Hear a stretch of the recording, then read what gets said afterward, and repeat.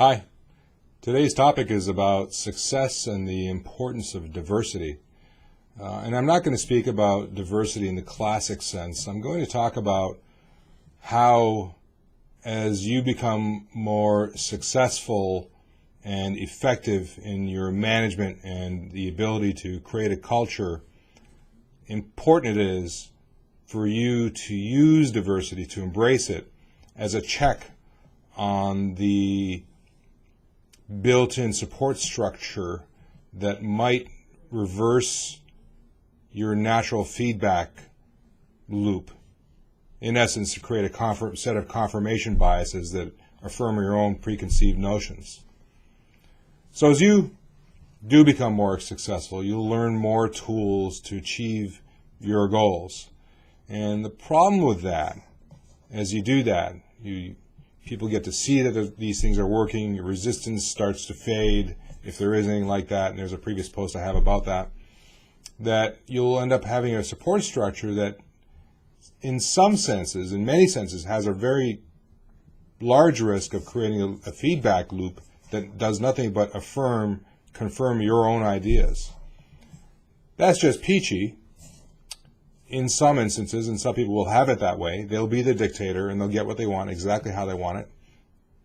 If that's not what you want, and that's not what I want, then you're going to want to look at how to be successful, how to achieve what you want, how to build that support structure, and yet still get honest feedback. In essence, what we're talking about is honest feedback, and there's the fable of the king's new clothes is very pertinent here.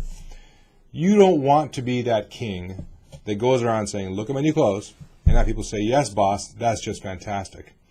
Unless you're uber powerful, and you are that type, and we know types that are like that, that may not work for you. And the one thing you really want to look for in terms of danger is how much of what you set up is there to affirm your own preconceived biases. That's a dangerous thing to have happen if you don't realize it's happening. Many people who get good at getting what they want done don't realize what's happening is that people are simply telling you what you want to hear. If you want the best outcome, it might be a different story than if you want what you want, even though you're convinced that you are the best of all things there is. And how many people, let's face it, really are that good?